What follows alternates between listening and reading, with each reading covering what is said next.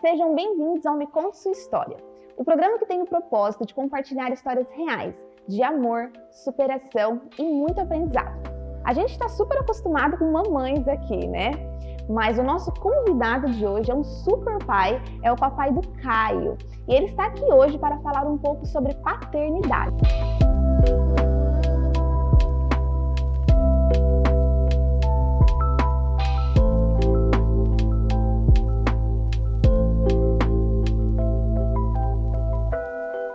Micael, seja bem-vindo, obrigada por ter aceito o convite.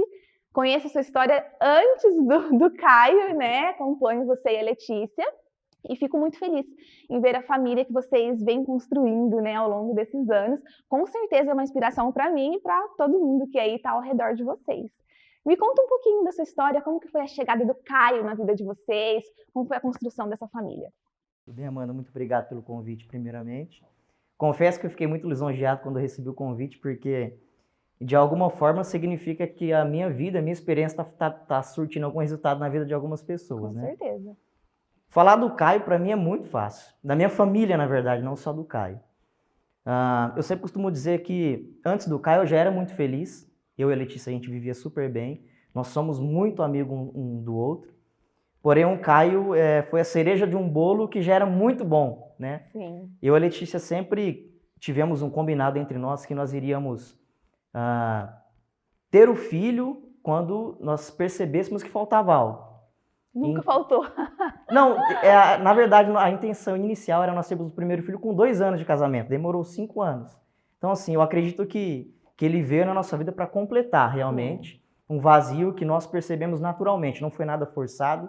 Simplesmente Deixou aconteceu. acontecer. Exatamente, Né? nós O deixamos tempo acontecer. de vocês, né? Sim, exatamente. Vocês estavam preparados, né? Muito, foi planejado, o Caio muito, foi planejado. Sim, nós estávamos preparados, porém aconteceu um pouco antes do tempo, porque a Letícia ela tinha uma dificuldade para engravidar, nós tínhamos a ciência disso, e quando nós fomos ao médico, ele falou assim, olha, nós vamos precisar fazer um tratamento, que é no comum, e provavelmente vocês demorarão em torno de 1 ano para conseguir ter o primeiro filho.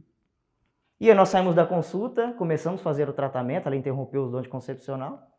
E com 1 mês, na verdade, eu chego em casa... Tentativa. Exatamente. Com 1 mês eu chego em casa no domingo de manhã, eu lembro como se fosse ontem isso. E eu vejo em cima da cama um embrulho, alguma coisa que até demorou um pouco para eu entender o que era. E eu recebi a notícia de que ela estava grávida e foi aquela festa. Nossa, uma emoção... Meu Deus do céu, que emoção. Única, né? Exatamente. E como que é o Micael antes e depois do Caio? Como que foi? Você sente uma mudança de pessoa? Muito, muito. Eu sempre fui muito alegre, extrovertido. As pessoas que me conhecem sabem disso. Eu sempre fui muito parceiro da Letícia, enfim. Quando o Caio chegou, eu percebi que a minha visão realmente do mundo mudou. Eu comecei a perceber que o mundo pode realmente ser melhor, porque existe um pouco de medo. De repente isso seja só meu, né? Mas eu acredito que boa parte das pessoas que pensam em ter filhos colocam em xeque a ideia de que o mundo pode piorar, né? Sim. Nossa, mas eu vou colocar um filho no mundo, o mundo do jeito que tá, daqui para frente só vai piorar. Mas quando o Caio chegou, eu comecei a perceber que através dos meus ensinamentos, dos meus valores, eu poderia através dele fazer o mundo melhor, e não somente o mundo como um todo, mas o nosso mundo melhor. Sim. Ao nossa volta, né, ao nosso redor. Exatamente. Eu comecei a perceber que eu comecei a ficar mais empático, comecei a me colocar realmente no lugar das pessoas. Eu sempre gostei de criança, mas eu nunca tive uma afinidade, sabe? Aquela afinidade com criança. E depois do Caio, eu acho que eu comecei a lidar com isso, aprender a brincar com crianças. E sempre que eu vejo uma criança que eu não tenho contato, eu consigo me virar melhor com ela. Então, acho que, sim, houve muita mudança. Eu acredito que mais nesse sentido, de me colocar no lugar das pessoas e tentar entender também um pouco do mundo delas. Você falou um pouco sobre valores, né? Como que você tenta passar esses valores para o Caio? Primeiramente, através das minhas ações, né? Eu acredito que exemplo a gente passa através de como a gente se porta diante das crianças, diante das pessoas, diante dela.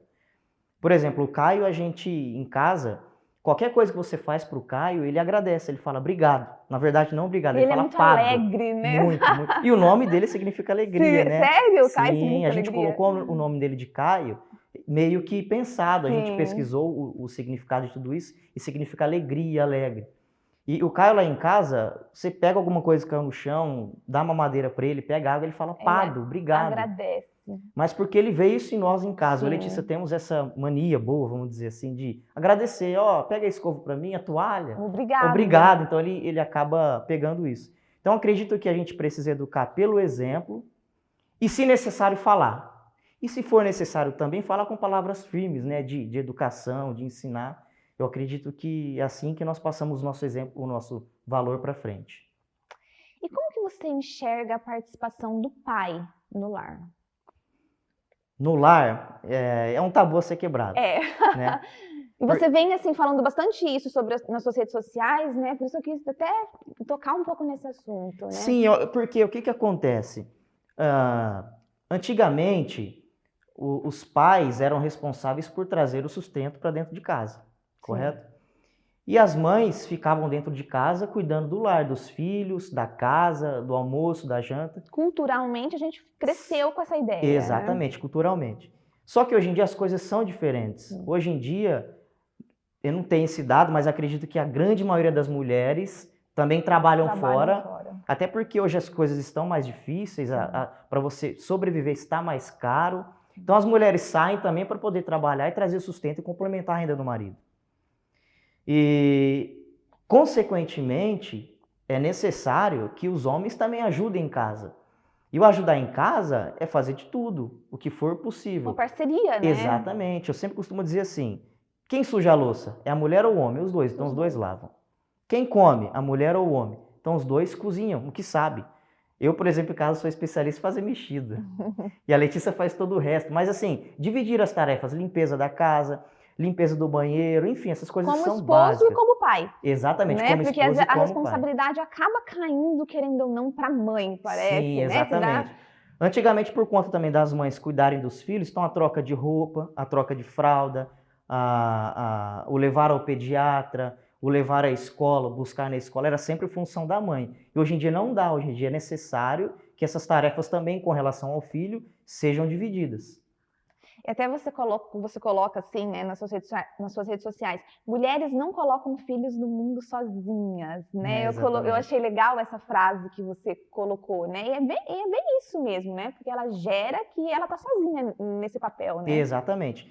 É como eu disse, antigamente os pais eram responsáveis por trazer o sustento para dentro de casa e a mãe que se vire com todo o resto.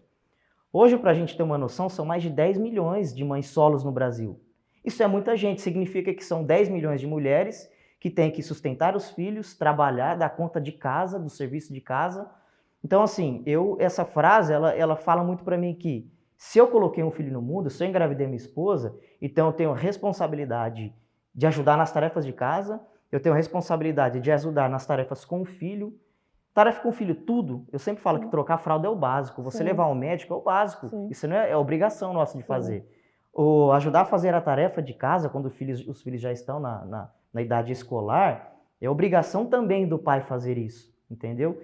Então, assim, eu acredito que isso facilita o trabalho da mãe, facilita o trabalho do pai e cria crianças mais saudáveis. Elas começam a enxergar o mundo de uma forma diferente. Quando o filho vê, por exemplo, o pai, o homem, lavando a garagem de casa, lavando a varanda, lavando uma louça, ele começa a ter uma visão diferente do mundo também, aquela visão de você cooperar com o próximo, né? A servir o próximo. E ele, como homem, vai crescer com essa mentalidade, né? Que ele vai ajudar sua esposa, né? Vai ser natural para ele, Com toda né? certeza, com toda certeza. E você sempre tem publicado, né, frases, mensagens sobre famílias, né, nas suas redes sociais. Qual é o seu principal intuito de tudo que você compartilha, o seu propósito? O meu propósito é ajudar as pessoas a entenderem que família, para mim, é a base que mantém o universo de pé. Se você pegar governos, sociedades, ou até mesmo famílias que têm esse pilar quebrado, derrubado, você começa a perceber que a gente tem problemas. Sim. Começa a ter alguns problemas devido a essa quebra dessa sequência, né?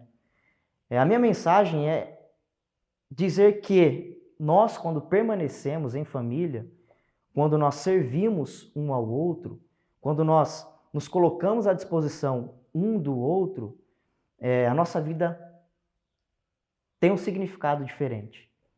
Então a gente vê assim, hoje em dia muitas famílias se desfazendo por pouco, sabe? E por que eu digo por pouco? Porque nenhum casamento, nenhuma família se desfaz por conta de grandes acontecimentos. É o dia a dia. É o dia a dia. O que eu sempre falo? Não é raro você pegar uma família que foi traída, a mulher ou o marido traiu, e eles continuaram juntos.